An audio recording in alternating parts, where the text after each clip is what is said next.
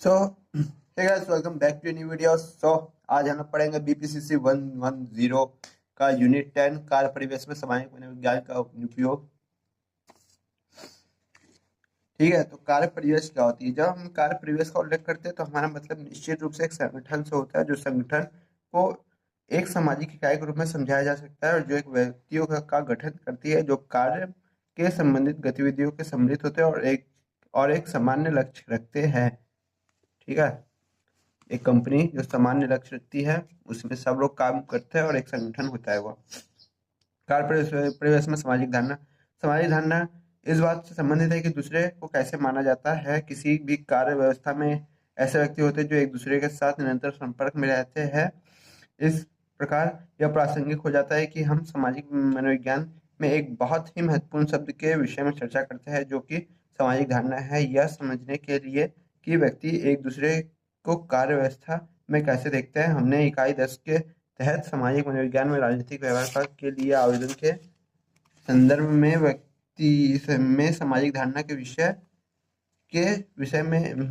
विषय में चर्चा की है। इस प्रकार हम खंड के बकवास है बहुत सारी। यह सामाजिक मनोविज्ञान कार्य परिवेश में सामाजिक शिक्षण सिद्धांत। ठीक है, सिद्धांत का तर्क है कि एक व्यक्ति दूसरे के व्यवहार को देखकर अनुभूति और व्यवहार दोनों सीखता है कि कैसे वो कितना संयम से कार्य कर रहा है और उसका व्यवहार कैसा रहता है, कैसे वो बॉस को चूना लगा रहा है, कत्था लगा रहा है, बटर लगा रहा है, मक्खन लगा रहा है, तेल लगा रहा है, और फिर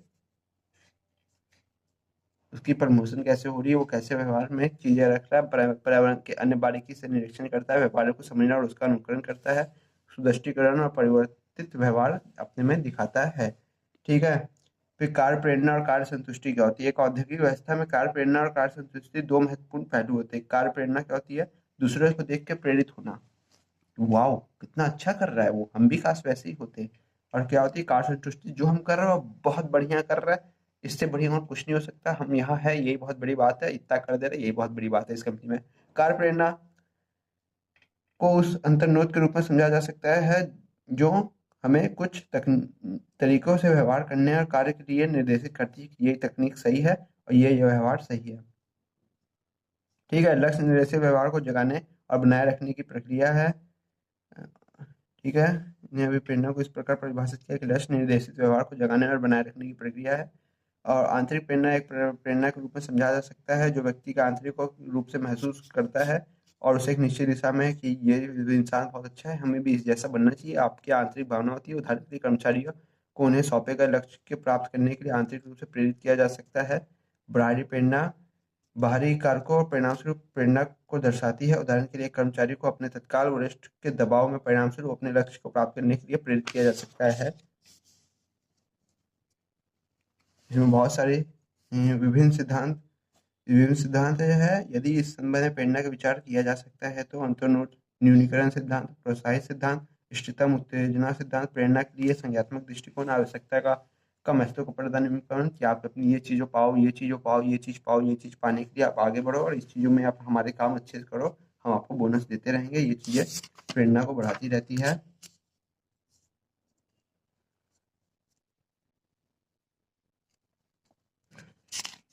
एक सेकेंड। हाँ, नौकरी से संतुष्टि। ठीक है, काउंटसन गुमन ने नौकरी से संतुष्टि को परिभाषित किया है। एक व्यक्ति का रवैया अपनी समग्र नौकरी के साथ साथ नौकरी के विभिन्न पहलुओं के प्रति किसी व्यक्ति के काम करने का माहौल को अनुकूल या प्रतिकूल तरीके के जवाब देने की प्रकृति है। इस प्रकार एक संगठन में एक कर्मचारी अपनी नौकरी और उसके पहलू को अपने दृष्टिकोण के आधार पर देख सकता है। जहाँ तक हमें लगना हो, उच्च और निम्न कार्य संतुष्टि प्रदर्शित कर सकता है कि कितनी कार्य संतुष्टि है, वो अपने कार्य से संतुष्ट है या नहीं जिस भी पायदान पे है, और हम जिस पायदान पे हम क्या अपने कार्य से संतुष्ट है या नहीं।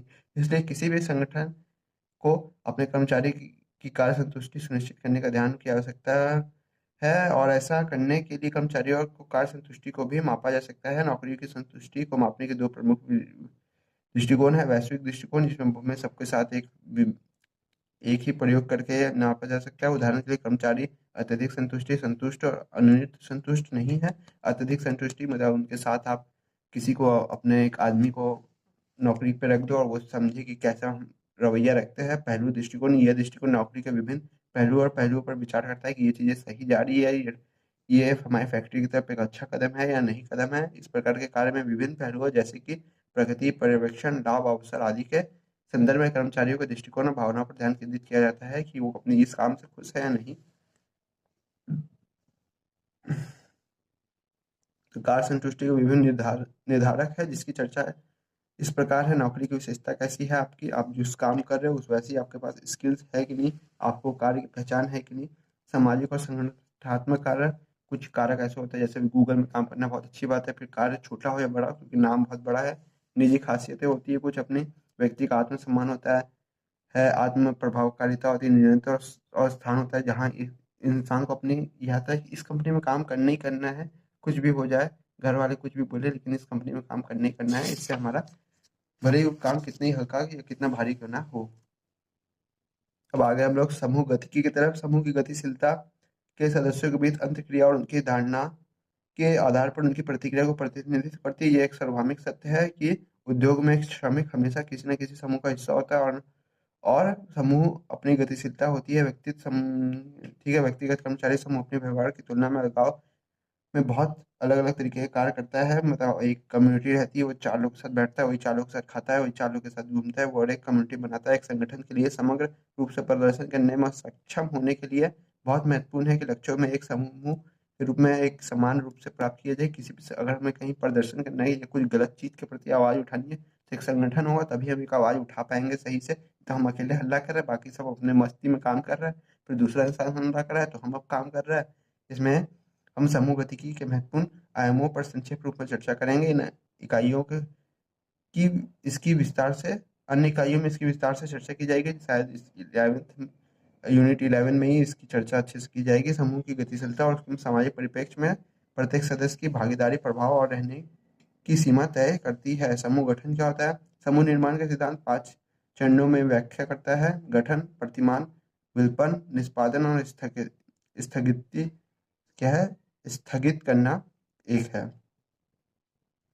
ठीक है, तो गठन के पहले किया जाता है, फिर प्रतिमान किया जाता है, उसमें एक लोग को लीडर बनाया जाता है जिसे एडमिन कह सकता है। विल्पन, सोचना ओचना, सब पे राय लेना, निष्पादन उसको सक्रिय करना, और फिर स्थगित कर देना, वो चीज़ों को खत्म कर देना। ठीक है, समूह विचार होता है जैसे कि हम पहले ही बताए कि समूह विचार क्या होता है कि एक रूप से सबसे राय ली जाती है, सही गलत, और फिर उस चीज़ों पर फैसला लिया जाता है, लेकिन सुना सबको जाता है। समूह ध्रुवीकरण, जहाँ समूह का निर्णय व्यक्तिगत निर्णय की तुलना में जोखिम भरा होता है कि एक ऐसी जोखिम भरा चीज लेना है जो कि कम चांस होने पर भी एक जुआ खेलने जैसा होता है, जहाँ समूह के निर्णय व्यक्तिगत निर्णयों की तुलना में जोखिम भरे होते हैं कि हमें ऐसा लगता है कि ये चीज़ सही रहेगी, एडमिन का सोचना रहेगा, और समूह के निर्णय को साइड रख के वो समूह ध्रुवीकरण कर देता है। समूह निर्णय लेना, जहाँ समूह एक साथ निर्णय ले लेता है। किसी भी संगठन में समूह निर्णय लेने में सबसे लाभकारी परिणाम यह तथ्य है कि एक बार पहुंचने के बाद उसे उलटना मुश्किल हो जाता है कि एक बार हम यहाँ पहुंच गए कि यह काम करना है तो फिर इससे उलटना बहुत मुश्किल हो जाना है। समूह सामंजस्य, ठीक है, समूह सामंजस्य होता है। समूह सामंजस्य समूह की गतिशीलता का एक महत्वपूर्ण कारक है जो समूह के जो संगठन के समूह के सदस्यों के बीच संबंध और डिग्री का परिभाषित करता है कि सबको एक साथ लेकर चुनना। एकजुट समूह हमेशा तनाव पर कम उच्च संयोजन समूह का परिणाम उच्च समूह की अनुरूपता रहती है जिसमें सब एक साथ रहते हैं, कोई द्वंद्व नहीं होता है बहुत सारे लोग।